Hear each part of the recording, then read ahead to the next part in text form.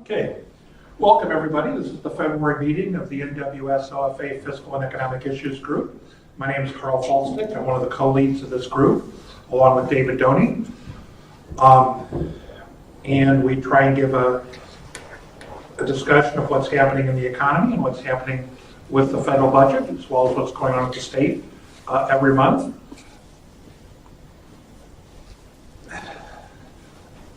What we're working on is understanding the facts, sharpening arguments, communicating to our audience what we learned. Just an economic summary. Job creation in Trump's first 24 months through January 29 was 4.88 million. Pretty good. Not quite as good as Obama's last 24 months, but job creation has been positive for 100 straight months since October of 2010. And private sector job creation has actually been positive since March of 2010. But back in 2010, you may recall we had the census in May. So we hired a bunch of government workers, which peaked in May, and then they got let go throughout the summer, which is why overall we didn't go positive again until October.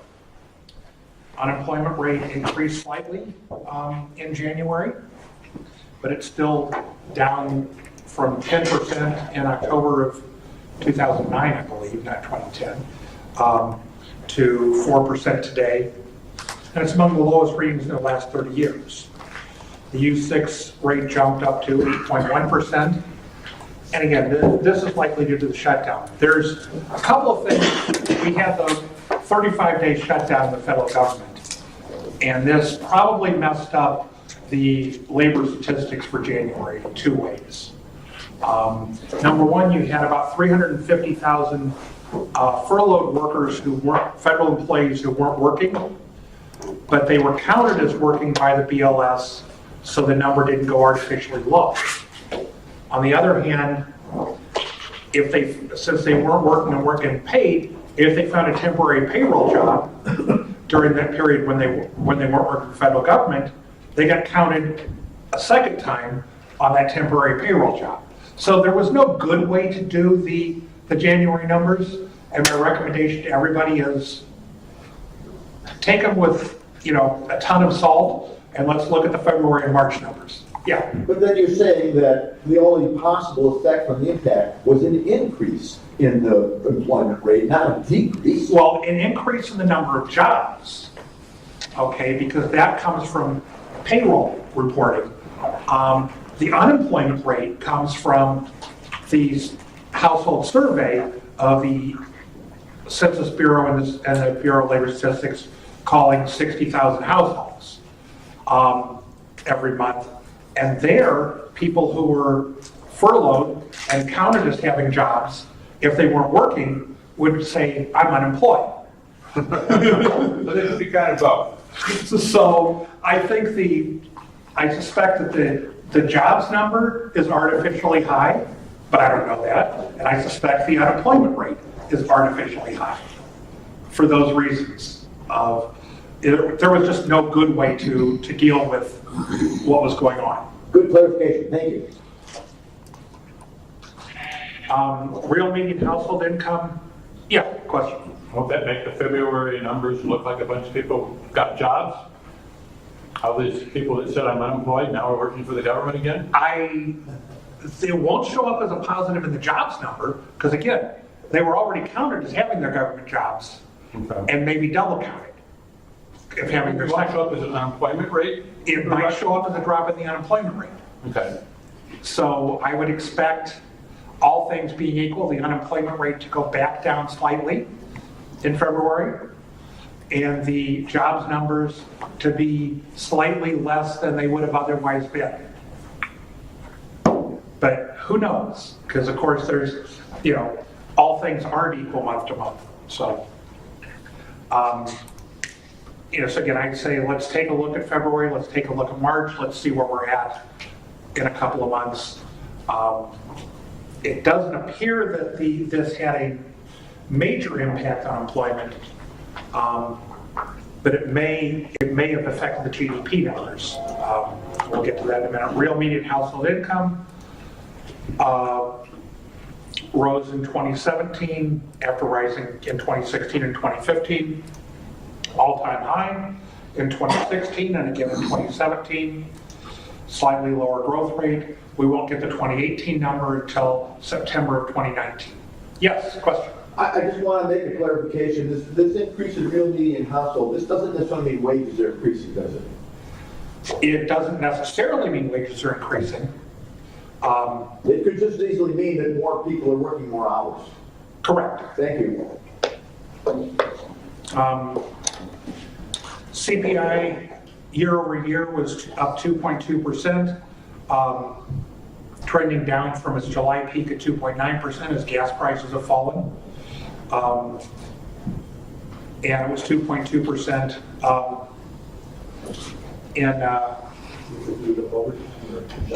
for the not taking out the food and energy prices. So there's, real wage growth is picked up. Yes. Agreed. And so there, the bottom line on this story does say, real wage growth and not just household income.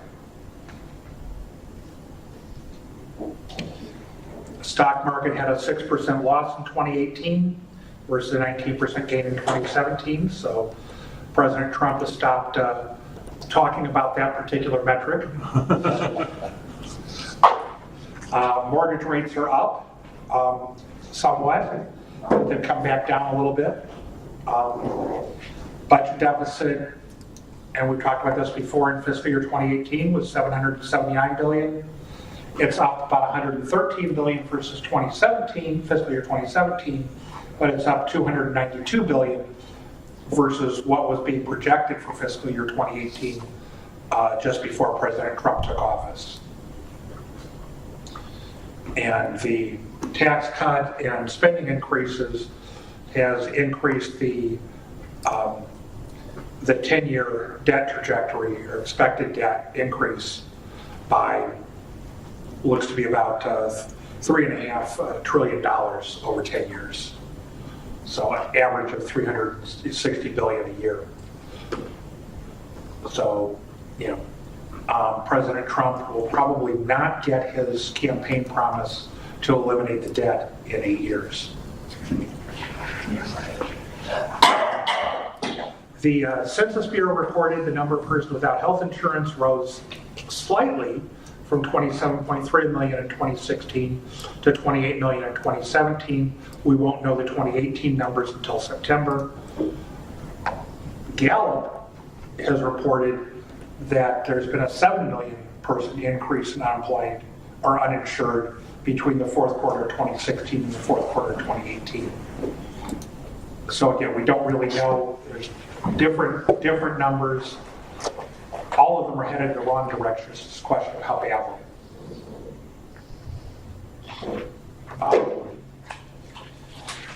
The IMF lowered its estimate for growth in the U.S. to 2.9%, with future years being lowered, next year being, or the current year being lowered to 2.5%. Normally, we would know what the Bureau of Economic Analysis is reporting for at least their initial estimate of calendar year 2018 growth. By now, they would have reported it in the last week of January, but the Bureau of Economic Analysis, part of the Commerce Department, was part of the government shutdown, so they weren't calculating the numbers. So they're going to do their first and second estimates on February 28th. And that's when we'll know whether or not we got just above or just below 3% growth in 2018. Yeah. Was there any reason given for the ACA enrollment decline? Like suppositions? Well, sure. I mean, there's been a lot of things. The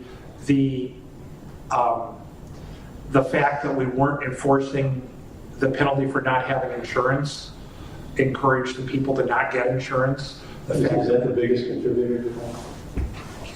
That the other things that the Trump administration has done that have increased the sticker price of the insurance policies is a factor. They cut down enrollment by almost a month. They Well, yeah, advertised, they got rid of the navigators. I mean, there was a whole lot. There's a number of things that have been done too. Did the Census Bureau list anything, or is this? I don't recall the Census Bureau. I'd have to go back and look at their September report. They generally don't explain, they don't measure. And again, we talked about jobs. They reported that we added 304,000 jobs in January versus the number in December. They had previously reported that December added over 300,000 jobs, but they revised that number down by 90,000 or so with the January report. So I don't know where the numbers are going to turn out. And I don't put too much weight on the January report.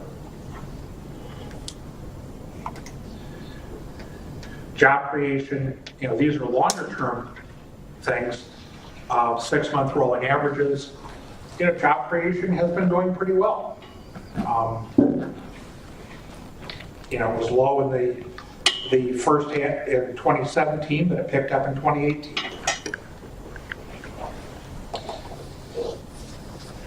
Again, this is where we talked about Trump's first 24 months, not bad. Just not quite as good as Obama's last 24 months. So it's, we went ahead, we boosted the economy with Keynesian fiscal stimulus. We got some, good results in terms of jobs, and we got, a bigger deficit. We're not seeing a huge increase versus what we were seeing before Trump took office. And again, this is the two unemployment rates. The U3 rate is what we typically talk about. It gets reported in the news. That's everybody who isn't currently working, who has looked for a job in the last month, basically, or 4 weeks. The U6 rate includes everybody who isn't currently working and has looked for a job in the last 12 months. So it picks up an additional 11 months of, I might have looked for work 6 months ago, but I'm not currently looking. You'll get counted in the U6 rate if you answer those questions on the household survey when they call you. Also, if you're working part-time, but you want a full-time job, you'll get counted as unemployed in the U6 rate, employed in the U3 rate. There's currently, before the recession, there were about 4 million people who were working part-time who wanted full-time work. During the downturn, that number grew to over 9 million. It's now back down around 5 million is my recollection. I didn't specifically look at it for January, so, but, I'm not going to put too much, even if it did move a lot. It's interesting that U6 seems to have spiked up significantly. Yeah, and again, I don't know. That would be people coming back in the job market, wouldn't it? It could mean people coming back in the job market. It could mean federal employees that. Okay. All right, thank you. That's it for the moment. I don't believe the January report. is what I'm saying. Gotcha, thank you. There's about 7 million job openings right now, which is a good number. As of November 2018, and this breaks them down by industry. How does that number compare to the percent of the labor force that's looking for work? Is that more or less than the percent of labor force looking for work? I think that says that these numbers are about the same or slightly above the number of people who were counted as unemployed in the U3 rate.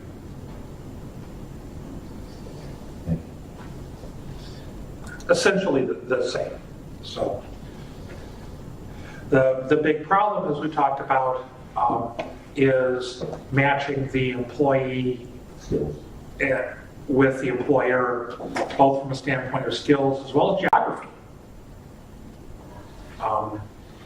You know, I was just reading within the last couple of week or two about a county in the Mississippi Delta down in Mississippi that's, you know, has lost jobs and continued to lose jobs even after the end of the recession.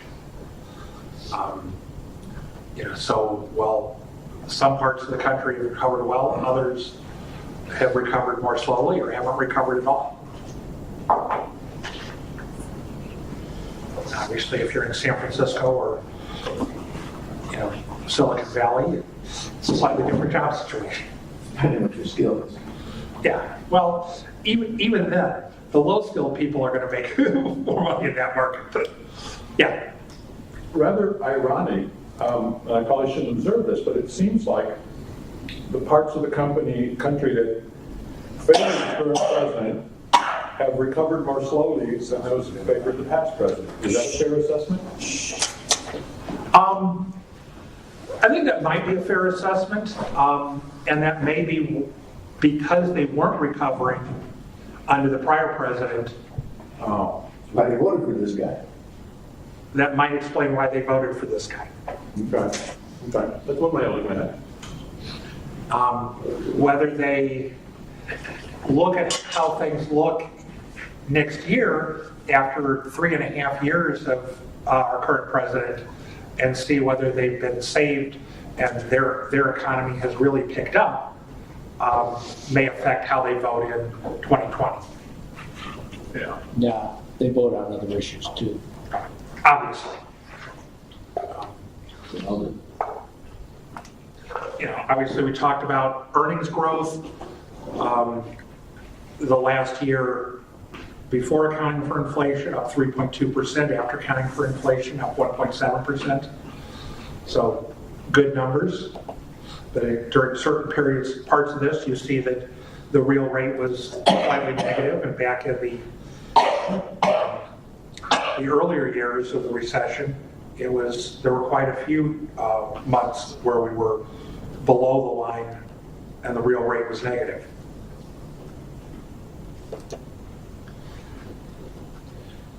Hourly earnings growth rates.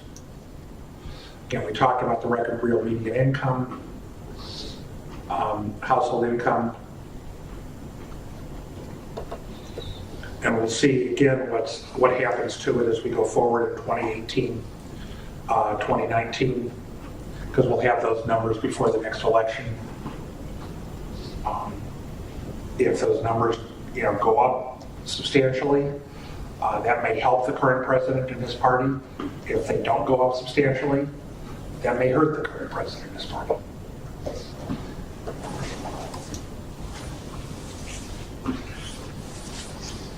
All kinds of fun statistics.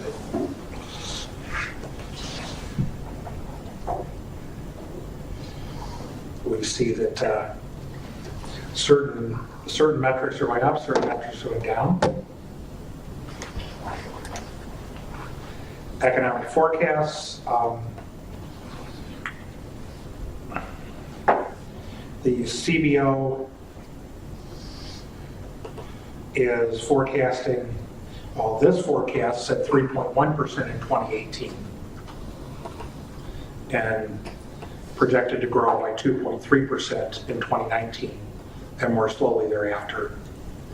I'll bet the under on the Bureau of Economic Analysis reporting 3.1% growth for 2018. I'm actually fairly confident betting the under for 3%. And if we ever have time, I'll give you the 5-minute reason why I say that, as to how those numbers are calculated, which is a little bit odd. Expecting the unemployment rate to continue to stick around the 4% rate, fall a little bit in 2019 before going slightly above the 4% rate, but absent a recession, holding pretty low, and inflation holding around 2%. This is what's in the CBO's economic forecast. Doesn't mean it's going to happen, obviously. No one's very good about predicting recessions, especially out very many years. This is still a mystery to me. I mean, are the monitors totally wrong? Shouldn't we get some inflation just because of all the extra money we've thrown in? So You jump know, in that question. there, Questions, it's good questions. there is a school of thought that I've been hearing since 2008, 2009, that all the money that was being pumped into the economy was going to cause great inflation. And I had a number of friends that were convinced of that, and so they did not want the monetary stimulus that we were getting. And we had incredible monetary stimulus for the last 10 years, and pretty much no big inflation. We had a big jump in the value of the stock market. Could that have accounted for all of it? And if so, why is it staying there? A big thing with inflation is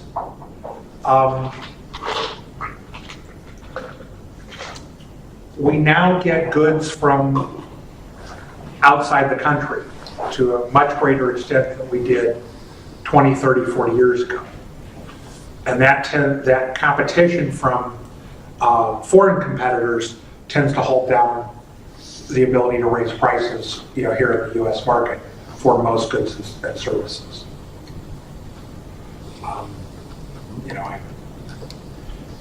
I just got some wonderful asparagus this week at $1.99 a pound. Where'd it come from? Somewhere in South America. No, I mean, what store?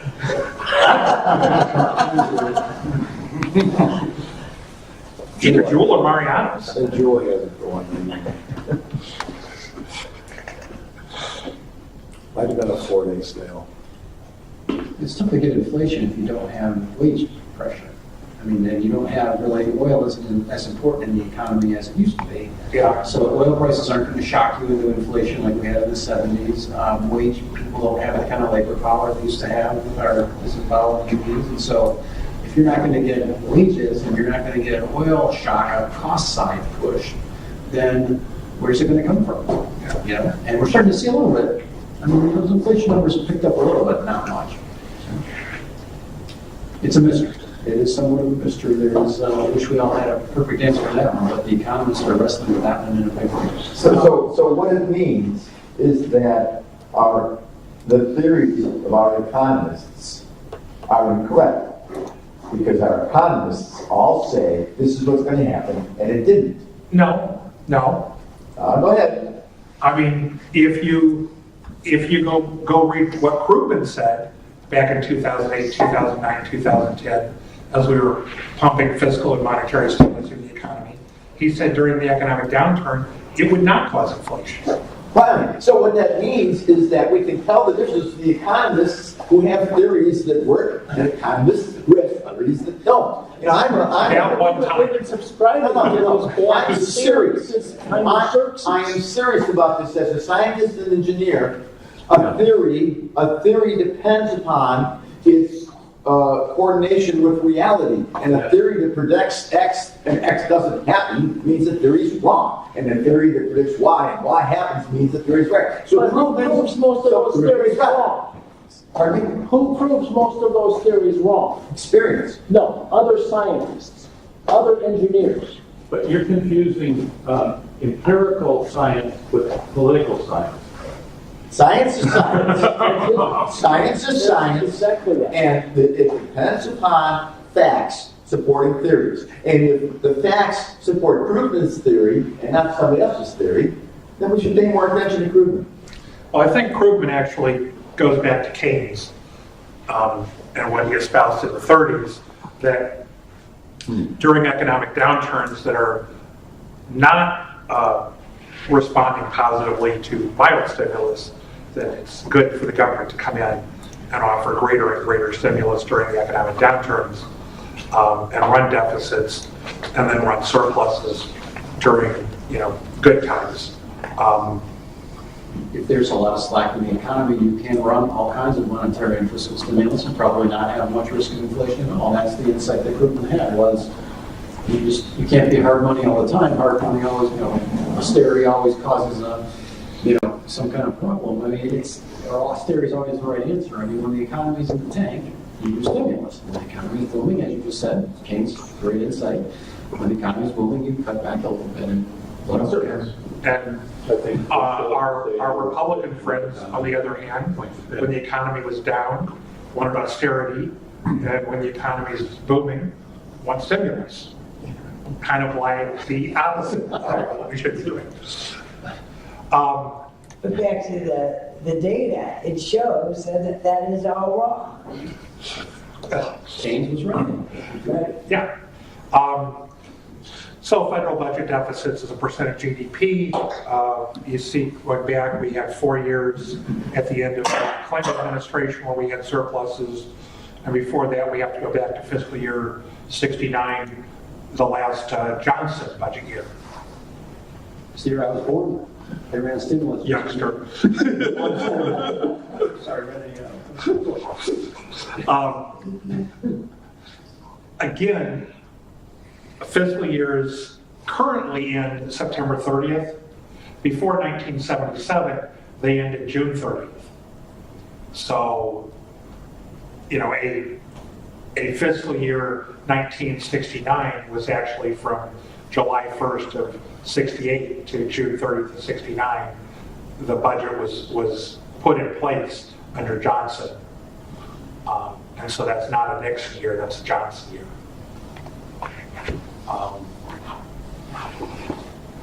And even with the September 30th year ends, again, the fiscal year 2017 was the last Obama budget year, not the first Trump budget year, even though Trump was president for a little over 8 months of the fiscal year, because the budget was basically put together back, for the most part, in the fall of 2016, before he took office. And this is where we talk about the Trump and the Republican policies of having about $350 billion per year in the deficit. So that's that $3.6 trillion over 10 years. And if we just continued the Obama policies, we were going to be adding to the deficit. We're now adding more to the deficit.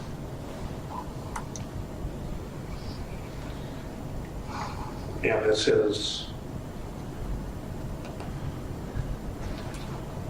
There wasn't much change between the April 2018 CBO forecast and the January 2019 CBO forecast, other than what they've indicated here. And it seems like in reality, those numbers are probably not going to be very different. It's just this disaster spending and the tariffs. And there's a description over there on the right, but it seems like those numbers aren't likely to happen. The tariffs aren't going to be that big. And the disaster spending is going to be a lot more. And so that difference will likely vanish over time. And simply with the rules that CBO has to use, they had to continue the high tariffs, they had to continue an assumption of very low disaster spending. Both of those are unlikely to happen. As we don't know what's going to happen year to year, but we expect with the climate change, global warming, that we will tend to have more weather-related disasters going forward on average than we have had in the past. But in a particular year, they could go up or down.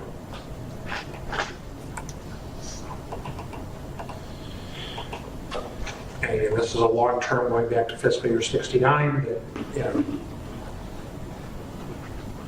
we're expecting outlays to grow. And again, most of the outlay growth is old people. It's growth in Social Security as more people are eligible for Social Security. It's Medicare as more people are eligible for Medicare. And it's senior citizen Medicaid, nursing homes is where you're getting most of the growth in the federal budget in the coming years.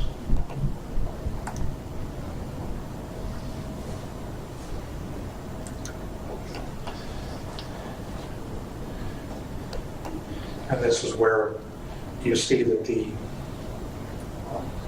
the bottom one shows that as tax provisions under the tax law of 2017 expire, revenue is expected to go up, assuming that those tax cuts don't get extended. Also probably unlikely, we'll see, but usually once you have the tax cuts for the middle class and lower, they're not going to go away. Obama extended about 80% of the dollar value of the Bush tax cuts. So this idea that the revenues are going to look that rosy after 2025, I would doubt it. So please, again, somebody interested in the brown line and the green line. The difference, this one assumes that the Trump tax cut, oh, sorry, looking at the top graph? Yeah. Those are just categories of revenue. So income taxes, payroll taxes, corporate taxes, other revenue. Oh, I'm sorry, thank you. Yep. It's the lower graph that shows that big jump. And you guys know about where it says real bracket creep right there, the tax brackets in the past were going up at a certain rate with inflation. If I understand it right, they slowed that down so that more income is going to go into higher brackets a little faster. That's what they mean by real bracket creep. So within the Trump tax cuts was actually kind of a stealth tax increase not everybody knew about. But even if all those provisions did expire, you're going to find yourself in, or many people will find themselves in higher brackets than they would have otherwise because of the inflation that's used to move those brackets up. That rate has been slowed, so those brackets aren't going to climb as fast as they would before. So you got a little tax hike to go with your tax break, and even if those tax provisions go away, you're still going to pay a little bit more than you would have under the Obama baseline for individual taxes after 2025. Also, we could afford corporate tax cuts, just to maximize those. Tax expenditures, which make up over $1 trillion, well, these make up $900 billion a year, but overall they make up over $1 trillion a year, largest of which is employer-sponsored health insurance. So the government, in terms of the what we're picking up in terms of medical costs, insurance costs right now, is not just Medicare and Medicaid and CHIP, but it's also almost $250 billion a year in lost taxes due to the employer-sponsored health insurance. Just when people talk about loopholes, deductions, exclusions, credits, it's huge money. I've said this before, don't be shocked because your brain wants to turn it off. Oh, it's complicated, it's loopholes, it can't be that much. Well, 1.7 trillion is almost twice our budget deficit, and that's in 1 year. So it's 9% of GDP is an enormous number, and you can see the breakdown there. The top 1% gets about 17% of those breaks, about 300 billion a year, and the next 19% get about 550. Now, if you were to eliminate these breaks, you would get changes in behavior, so you wouldn't get all that money necessarily. You get a chunk of it. I can't tell you exactly how much, penny vary, but you get a lot of it. But still, with just taking those breaks away from the top of the food chain, you're looking at knocking our budget deficit down by a third to a half. I'm not proposing we do that. There's some good items on there.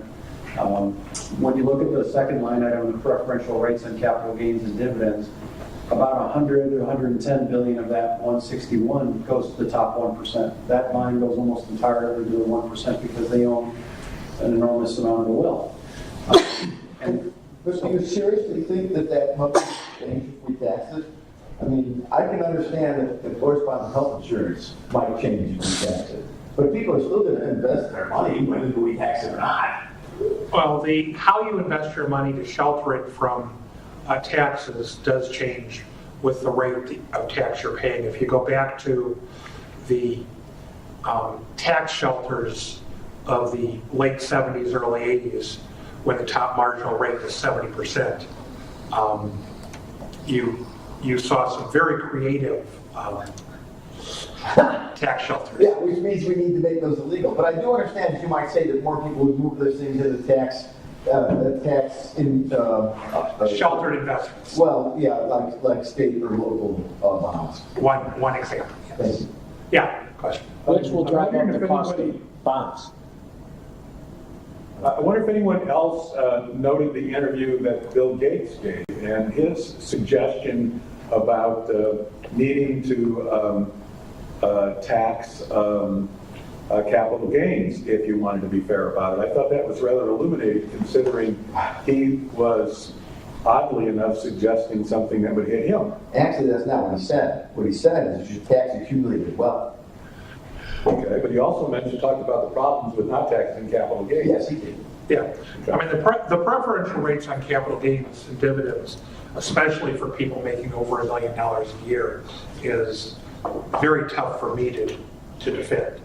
As I come down this list, you know, the earned income tax credit, the child tax credit, those things that help, you know, the lower income people trying to make it, I would argue that those things should probably be going up, or even going away from the child tax credit to a system more like what my relatives have in Germany, where the state, you know, doesn't just offer school starting in kindergarten, but they offer a preschool for much younger kids that's paid for by the government.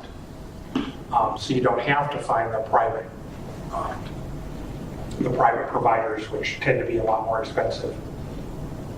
Well, more than that, I would suggest that the preferential gains on capital gains might make sense if we had a supply limited economy. But we don't. We have a demand limited economy. We have a surplus of capital. We have no business incenting capital at this point.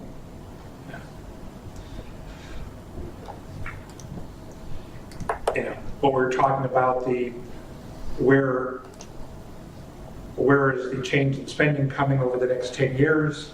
Social Security, health programs, Medicare, Medicaid, mandatory spending, discretionary spending going down, interest going up as the debt goes up, and also an expectation that interest rates will go up.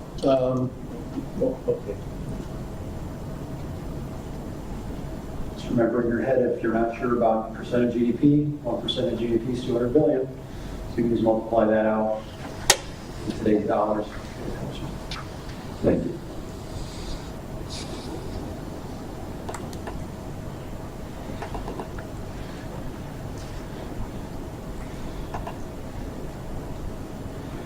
And debt as a percent of GDP is going up and expected to continue to go up. And the alternative fiscal scenario, if I remember correctly, is if the Trump tax cuts get extended and current policy gets extended as opposed to current law.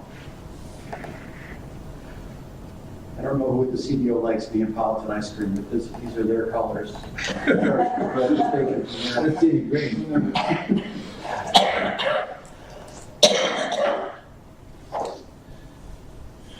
And so this is Senator Warren's proposal about a wealth tax. There's been some discussion that I've seen about whether or not it's constitutional. I don't know the answer to that question. It appears to be, a question that has not been ruled on by the courts. Why wouldn't a state tax be okay, but a wealth tax not be? What's the difference, I guess? Or a property tax. Well, the property tax is local. It's not a federal government tax, so that's But why. there's still, any tax in the country has to be constitutional. No. No?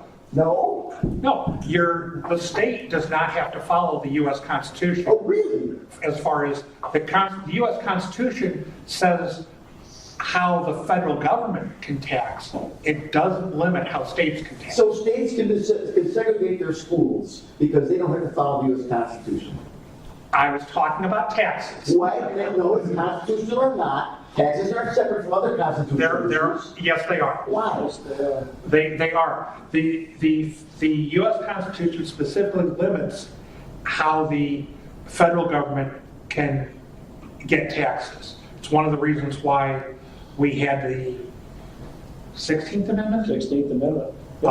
Which allows the federal income tax, because it had been ruled unconstitutional previously. With regard to the estate tax, there apparently was a Supreme Court ruling back in roughly 1912 that you'd have to go read as to how they reasoned that out. I didn't go back and look. But, yeah, My understanding is that states cannot violate any of the constitutional rights because those, as suggested in the Declaration of Independence, we are endowed with. So those are innate to us. But they can use different procedures than what the Constitution directs for the federal government. well, that's a whole different discussion as to whether the Declaration of Independence has any weight in laws. Because it's not officially a governing document. But that's, anyhow, the wealth tax, if enacted, would raise about $200 billion. It could raise, let's see, if I'm reading this correctly, it would raise approximately 1% of GDP per year, about $210 billion per year.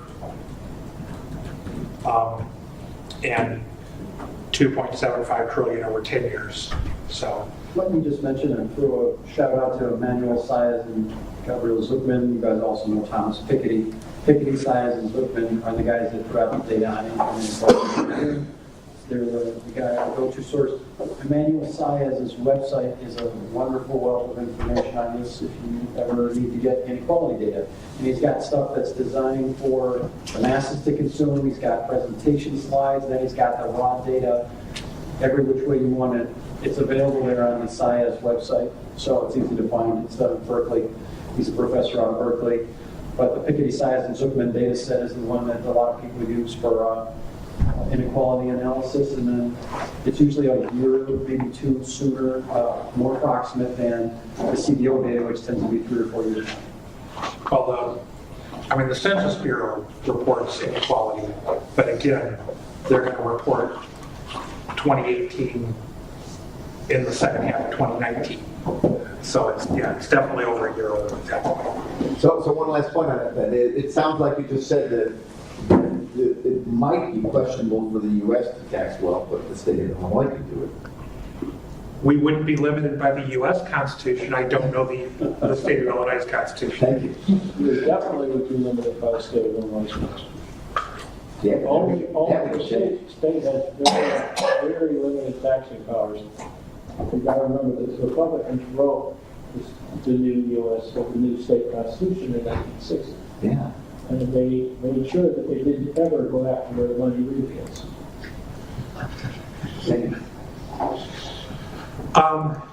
This was the impending speed bumps as of February 1st. Obviously, last Friday, we passed appropriations bills. So the federal government's fully funded through September 30th. We should not have any more shutdowns, although as we look at the next calendar item, March 2nd, the debt ceiling reinstated, and it takes a little while of extraordinary measures before the Treasury Department runs into problems with paying its bills under the debt ceiling. So that's another item that will have to be resolved in order to keep the government functioning this year. And then there's various items like the National Flood Insurance Program, what they want to do with tax extenders, the medical expense deduction from the 2017 tax bill, et cetera. And obviously October 1st is the beginning of the next fiscal year. So Trump should be coming out with his fiscal year 2020 budget this month, I believe. And did I just lost that for a moment? And then assuming we have regular order, the House and the Senate would come out with their budgets in April and May, and over the summer they'd produce a joint budget, which we would then get appropriations passed before September 30th. And just like we haven't done any year that I can remember. But that's the theory. But it's, by October 1st, could easily be running out of that $8 billion he's going to take for the national emergency. That could very well be gone, and he's going to be looking for another 25. He presumably will propose that in his budget this year as opposed to now. And if he doesn't get it, he's going to be. And, I mean, there's a question as to whether or not there will be a temporary restraining order imposed by the courts that will prevent him from taking any money from his emergency, at least for a little while. For the rest of his administration. You know, I'm not a lawyer. I haven't researched that particular legal issue. There's people who say, well, it's a bad idea, he's got the authority. There's people that say he doesn't have the authority. And I don't know. We're actually divided on party lines. Well, No, I think there's more to it than that. I think the law's vague, and I think that according to the law, he does have the authority. It just comes down to abuse of power, which is a separate issue. yeah. So we may come down to another 5-4 Supreme Court decision. The Wall Street Journal said no president has ever declared a national emergency after their funding was blocked by Congress. Yeah, that's true. But the national emergency laws that we have on the books simply say an emergency is whatever the president says. That's right. And you certainly don't want to prejudice a president so he doesn't try to get it by Congress. I mean, that would not be a precedent you'd want to set. No, but what you probably want is you want to say these rules are meant to be used when we need to react more quickly than Congress can. Yeah.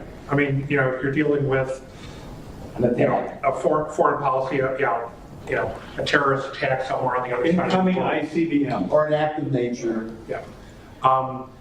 It'll be interesting to see whether, what I've seen in articles is that the House will probably pass a bill that says that, no, you're Trump, you're not allowed to do this, and it'll go to the Senate. And under congressional rules, McConnell can't block a vote on that. It has to go to a vote within a relatively short period of time in the Senate. And how Republicans decide to vote on that, do they vote with Trump or do they vote with, Yeah. So to be clear, the law is that once he announces an emergency, the Congress has the right to tell him, no, it's not an emergency, you can't do that. And he has the right to veto that. And then the Congress has the right to override the veto. Really? That's the truth. So if the Congress can exert their their power of the purse book through a veto-proof vote, they can stop this. Wow. But divisive politics may very well stand in the way of that. and if I'm a Republican senator running in 2020, I'm not sure where I want to stand on that particular. I definitely don't want to vote. Yeah, they're hoping the courts will just stop it. Because if I have to vote, I'm going to piss off a number of people that I went to vote for. Well, that's been the problem with the Congress. They're letting the courts do their job. Yes. They've abdicated. Okay, so this is household income, and again, it's household income, not wages, and that before transfers and taxes since 1979, 1980, pretty much everybody has seen growth. The highest quintile, the top 20% have seen the most growth. And if you go to the income after transfers and taxes, the lower brackets do much better, especially the lowest bracket, which showed 32% growth in like wage income, but in overall income after transfers and taxes, 79% growth in household income. So it's not just, obviously, the rich are getting richer faster, but every household group is doing better than they were 40 years ago. So is this, were these slides from 2015 or 2014 or 18, looking at the data on the bottom. It looks like it goes up to 2015. The analysis was done in 2018, but again, because of the timing of pulling together all the data for historical years, it takes a while to do it. And what does the word transfers mean in this content? SNAP benefits, Medicaid, earned income tax credit. It means welfare. But also mortgage interest deduction. I think it's Social Security and Medicare too, but I have to check the definition just to be Oh, sure. yeah, you're right. But if you go back to the, that 1.7 trillion a year in, revenue, expenditures, tax expenditures, those are pretty much all in there.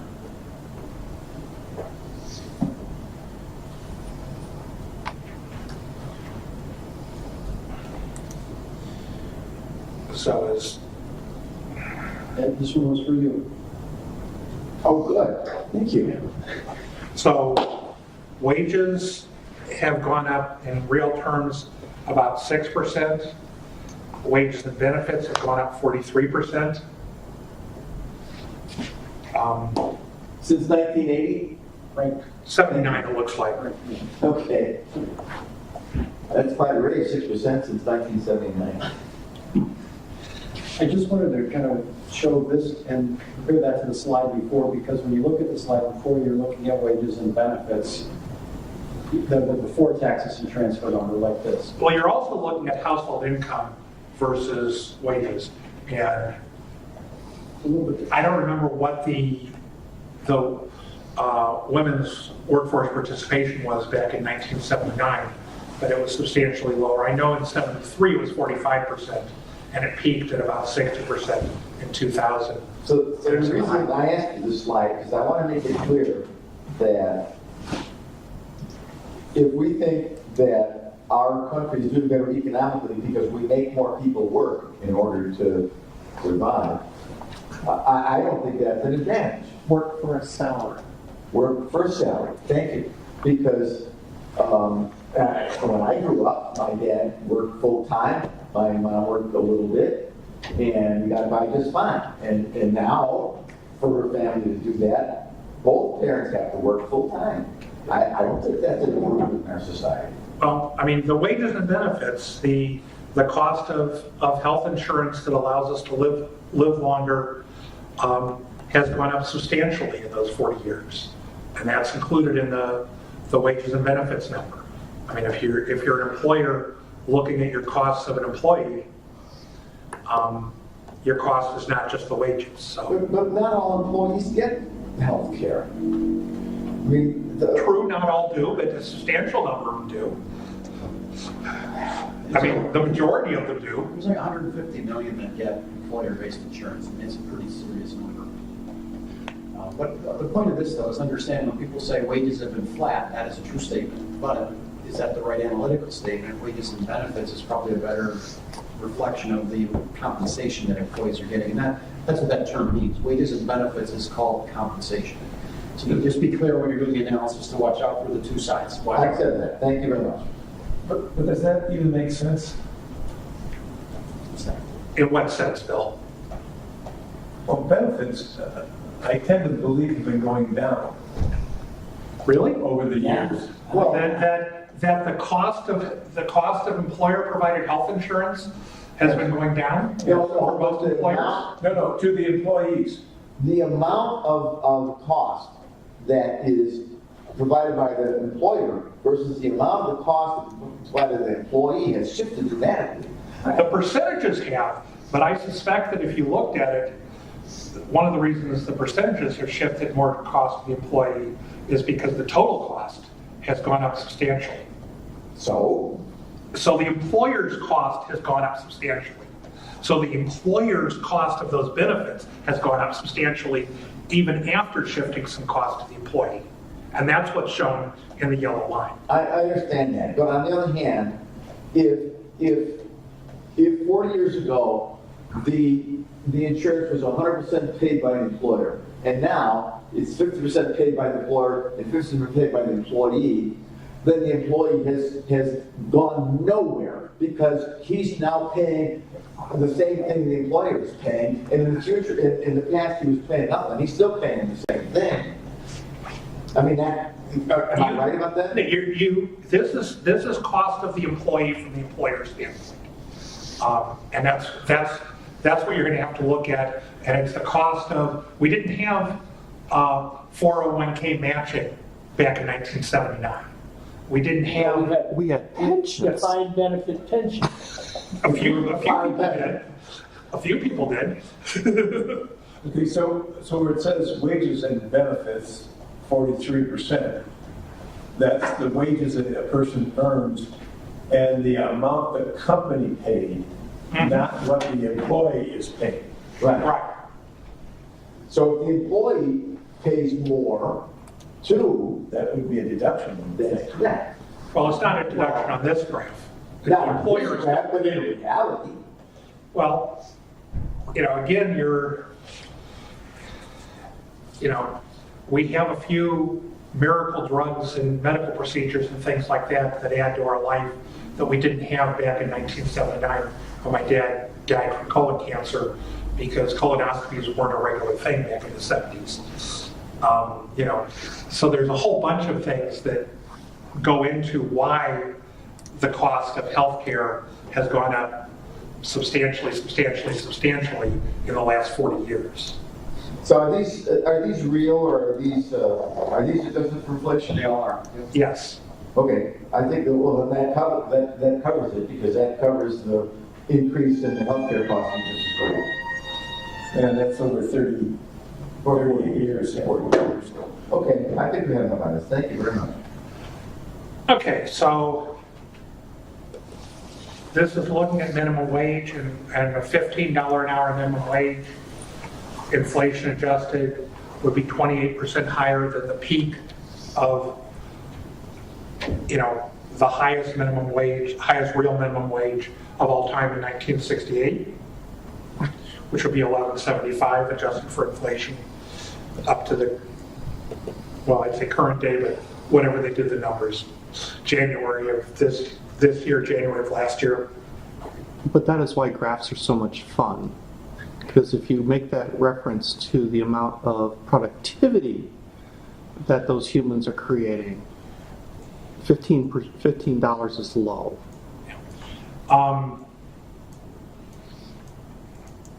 But again, it's money in And all of employees' that pocket. is accruing to the employer. Yep. Yep. These are a couple of these slides that the Illinois Economic Policy Institute put together about how great a $15 minimum wage in Illinois is going to be. That 1.4 million low-income workers will be positively impacted. An average $6,300 increase in annual income. 212,000 fewer workers in poverty. The Senate and the House both voted to raise the minimum wage last week. And it is on the governor's desk for signing. The last I knew, with today being President's Day, I expect we'll have a big formal signing ceremony sometime this week, but I haven't seen the schedule for that. When's the inaugural? When's this speech? His Budget budget, speech today. That's fine. I thought it was Wednesday, but it's sometime this week, And he said he wanted it signed before he made his budget speach. So tomorrow would be a good day. Tomorrow I'll be related to that. And this is also about people who currently earn less than a $15 minimum wage. 9 in 10 are U.S. citizens, 3 in 5 are 30 years or older, 1 in 2 have children, 38,000 are military veterans.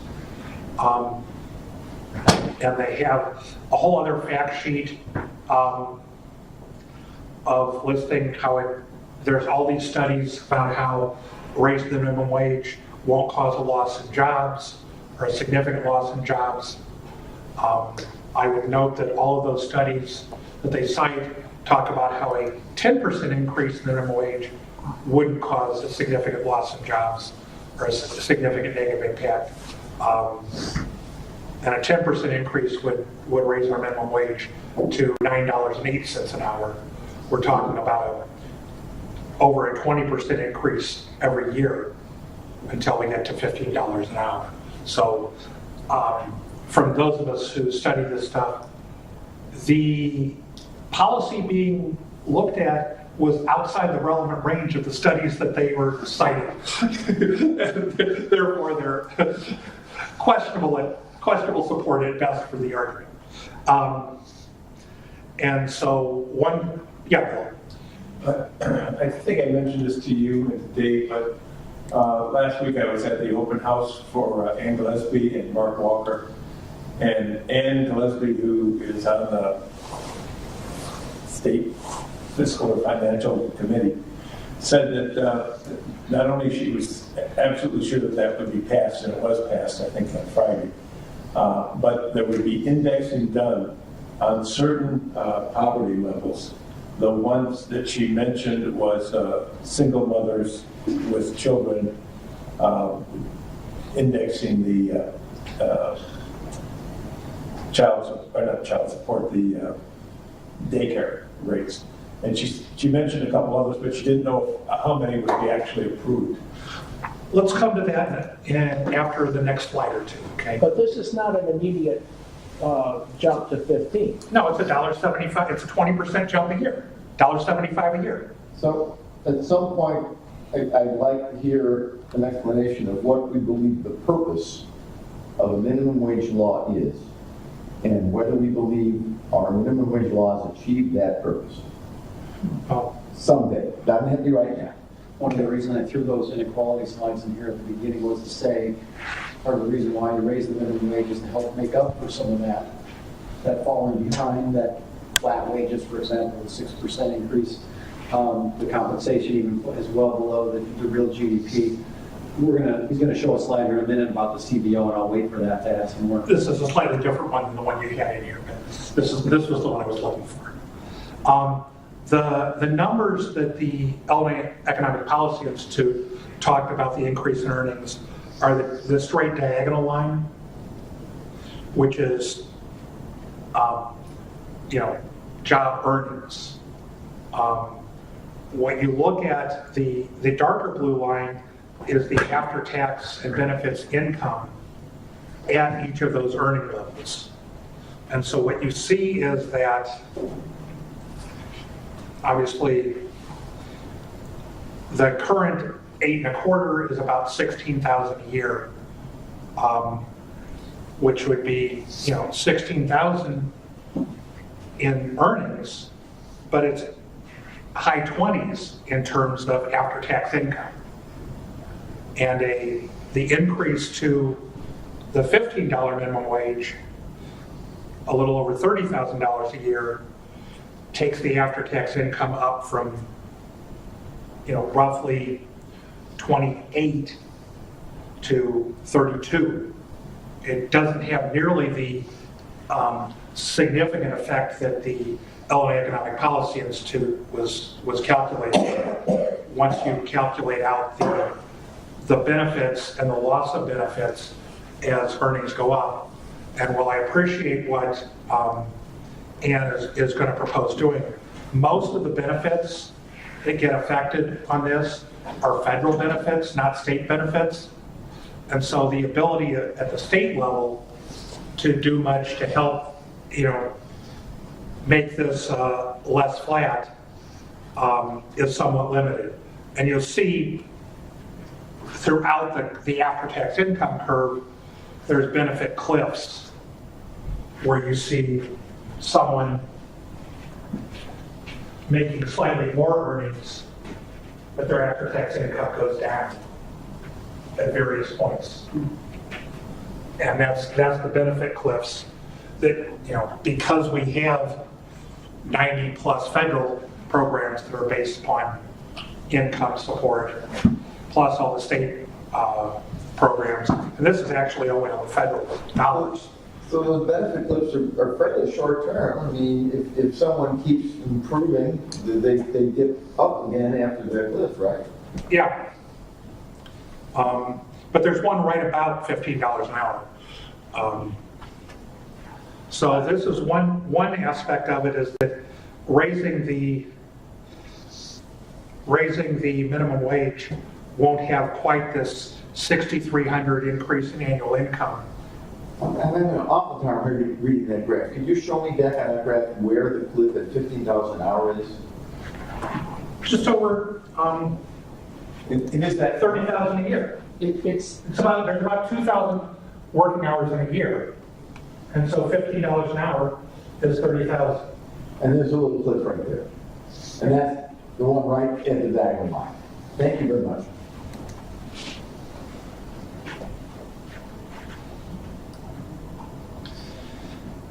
So, and then that doesn't, this was the CBO when it's looked, this is back in 2014. They studied a couple of minimum wage increases at the federal level and what they would do, and raising the federal minimum wage from $7.25 to $9 and raising it to $10.10. And in both cases, the central estimate showed that employment would go down as minimum wage got increased, which is consistent with the Econ 101 argument. And depending upon where you're at in the, in the economy, where the market equilibrium wage is versus the minimum wage, you can have a big or not very big effect of an increase in the minimum wage. But to me, the important thing about this is not how many people would lose their jobs or how many people would come above the poverty line. It's how much money would be injected into the middle class. It would seem like, even though you lose some workers, the total amount of money injected in the middle class would be significantly higher. Is that true? That's questionable. But we have the figures here to figure this out, don't we? Not all of them. I mean, obviously the money that's going, first off, we talk about the fact that the money going to the employee is, as their earnings go up, isn't the increase in the earnings, it's something less than that. Agreed. Okay? That money is coming from someone who, their employer, who may be Walmart corporate, but may also be local Subway, sub shop guy, restaurant owner, whatever. So you may be taking money from one member of the middle class and giving it to somebody else. You also have, a question of with the loss of jobs, you go from offering some support for a lot of people to total support for people who lose their jobs. Yeah, and so but we can figure that out. We know how many more people will be on welfare. We know how much corporate profit will go down. We know how much total salary will go up. We can do a back of the envelope calculation. I would suggest looking at the CBO report that's referenced here, because my recollection is that it was not going to have a significant impact on GDP growth. Very good. Thank you. I mean, that's my recollection. I haven't looked at it in a couple of years. This goes back to that chart, and for some reason I'm having a problem understanding. So on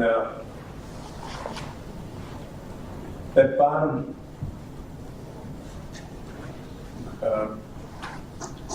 data there, where it says 30, if I take that up, that's where somebody is earning 30,000 a year. Mm-hmm.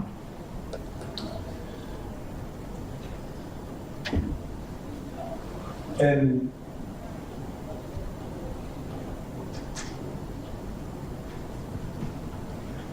I don't get what the extra the after-tax income and what that earnings line is? What? Well, the straight diagonal earnings line says that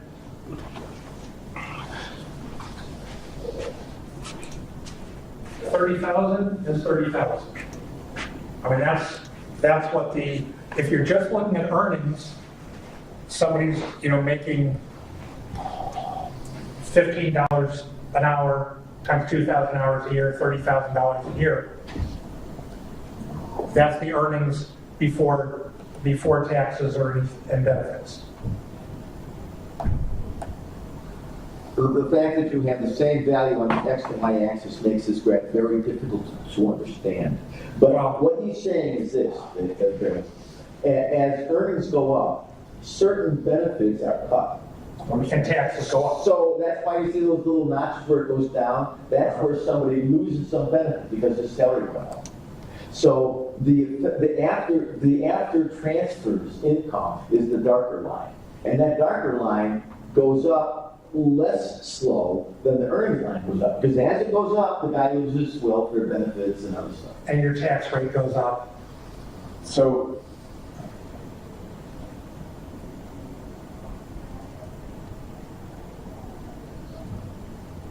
a guy making, here, let's put it this way. A guy making 20 grand a year is getting welfare that brings it up here. But a guy that's making 40 grand a year has lost stuff that he used to get that brings it down. And taxes are taking money and reducing their income.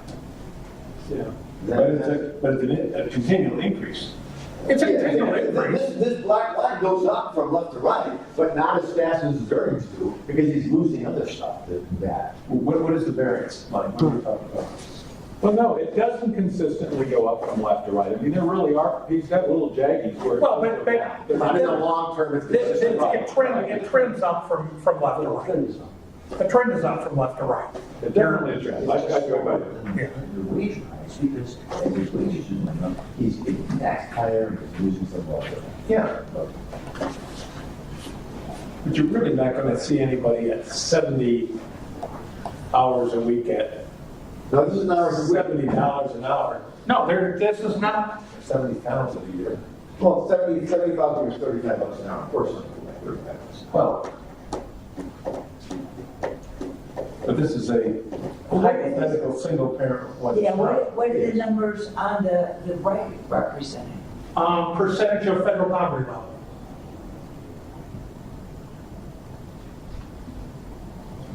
So what does this tell us? It tells us that as income goes up, your effective after tax, after welfare income doesn't go up as rapidly. And it does tell us, But it does go up, right? it does go up. But it does also tell us that at certain points, like if I'm right here and I earn a couple of bucks extra, I will be below where I was before. This is a problem with means-tested welfare. This is the reason that people are talking about universal income instead of means-tested welfare, because that way there's no cliff. Most people are talking about an increase in the earned income tax credit, which takes out a lot of these blips, as opposed to a universal basic income. Yeah, but the new progressive left is talking about it. Yeah, that's not going to go very far very fast. People are afraid that UBI, there's some controversy over it. I mean, the earned income tax credit is the, It's a bipartisan thing that Republicans have voted for, and there's generally, I think, a bipartisan consensus that it ought to be raised, especially for people without children. yeah, well, it ought to be broadened because it doesn't have, it's essentially a child tax. Yeah, it has a very minimal benefit if you don't have a child. Right, and that was done, frankly, on a religious basis.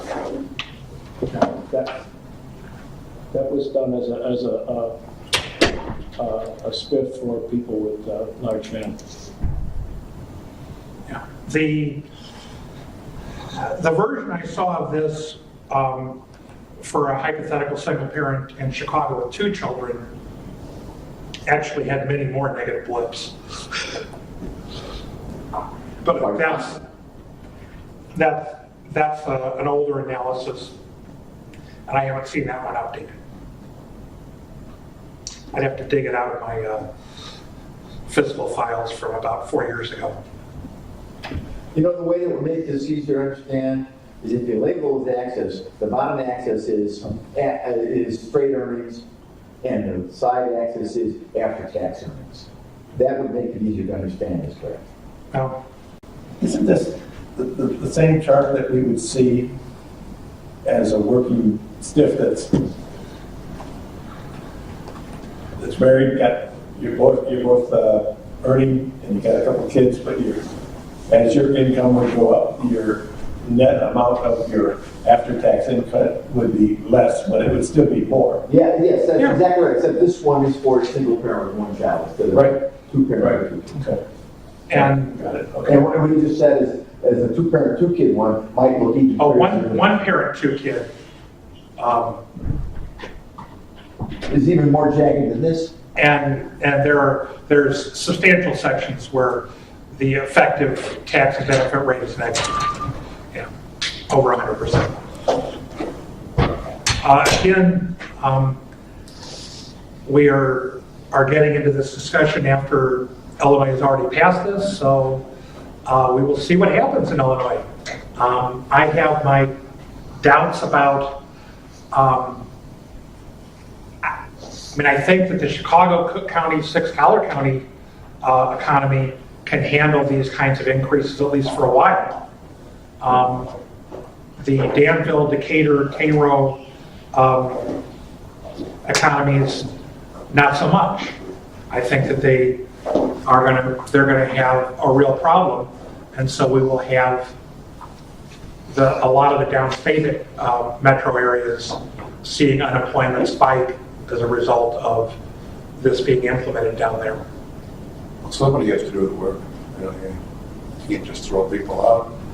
Someone has to do the work, right? Depends on what the work is. Yeah.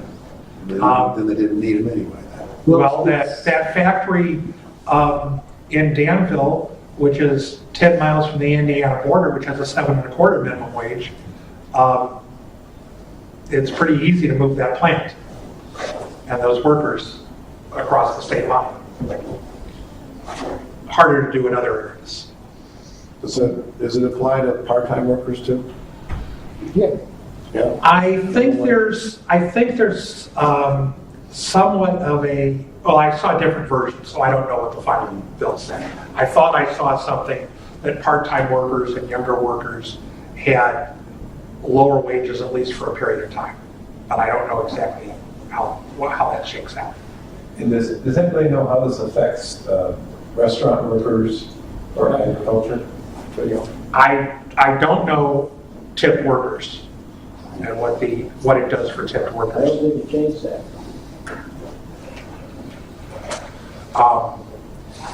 Other than under current law, tipped workers are supposed to, with tips, make at least the current minimum wage. And so, as the minimum wage goes up, that might put some pressure. If the tips aren't high enough, it might put some pressure on the restaurants. They have to raise the wages.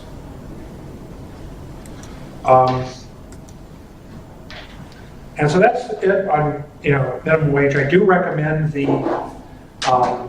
CBO study from February of 2014 has a good discussion of all the effects of minimum wage increase for, again, relatively minor minimum wage increases versus what we're talking about in Illinois 15. Carl, is the premise of the CBO study that if employees get paid more money, the GDP goes down? How does it create a loss of jobs if everybody is in a particular area is living by the same rules? Well, basically, and I've seen a couple examples of this in the last week. If the cost of the self-checkout at Jewel or the self-order at McDonald's becomes cost-effective versus the cost of the employee, you're going to see a loss. You're going to see automation of jobs to a greater extent than you would see with a lower labor cost. So it's the, I mean, that's one of the things. You're also, and again, what we talked about is where we're doing, this was at the federal level where, where if you do it at the state level, we talked about the Quad Cities and Danville are on state borders. Cairo is as We well. understand the territorial issue. The real issue is if it was national. Yeah. And if it was national, the real issue is that as the cost of labor goes up, there's more incentive to find some other way besides employees. well, I They're just, gonna do that anyway. That's exactly right. So in my mind, it's a transitory effect, but it's still there. It pushes them to do it quicker. Yes, I You know, agree. we kill rural areas faster. I mean, if you want to see an example of a minimum wage that's too high for the local economy, go to Puerto Rico before Hurricane Maria. Because when we raised the federal minimum wage from $5.15 to $7.25, it killed jobs in Puerto Rico. And they haven't recovered. I mean, you can, hopefully everyone understands that you can push the minimum wage high enough to kill the economy. You know, a $50 an hour, $100 an hour, $1,000 an hour minimum wage just doesn't work. Okay, well, that's why I asked the question that I don't expect us to answer today, but I think it's answered sometime, is what's the purpose of the minimum wage, and is it meeting that purpose? well, I think that's a good discussion. I had two plants. I had one in Cambridge City, Indiana, and then 2 hours away, I had a plant in Danville. The Danville was non-union. My Cambridge City plant was union. And that plant, the average wage there was over $20 an hour. I'm going back 15, 20 years. But every time I had to honor that yearly union increase, which was always a hit, I didn't reduce employees.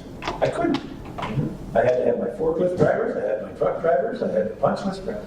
Now, the way I did cut people was I invested at that time in the kind of the first generation of robotics. Right. And that eliminated people. And of course, at that time, it created a lot more scrap, but today they're a lot better. But that is his point. As wages go up, there's more incentive to automate. well, yeah, but then in my Danville plant, I was paying minimum wage at Danville. And did you automate as quickly there? Yes, even more so. I mean, we got it, instead of 80 people, which we were supposed to have running that plant, we got it down to 30 by some of the newest machines, cutting, slicing, and dicing. I'm curious, why did you automate more aggressively in the plant with lower wages? What were they making different products that made it more easy to automate, or what was the deal? It was a different product. It was a more of a wood product versus a steel product.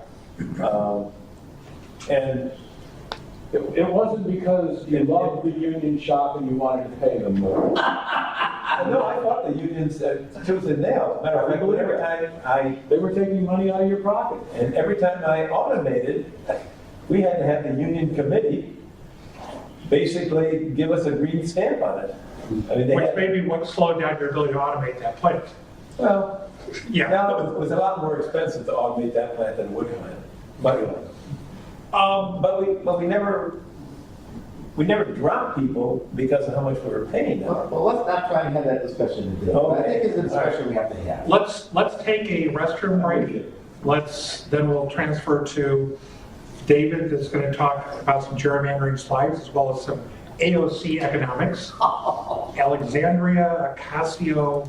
We use the letter AOC for a reason. I just sent him the video. You sent the video. I had to look at it. It is good. Anyway, like 2 million views of it. I'll send it to you. So It's not on Jerry. are we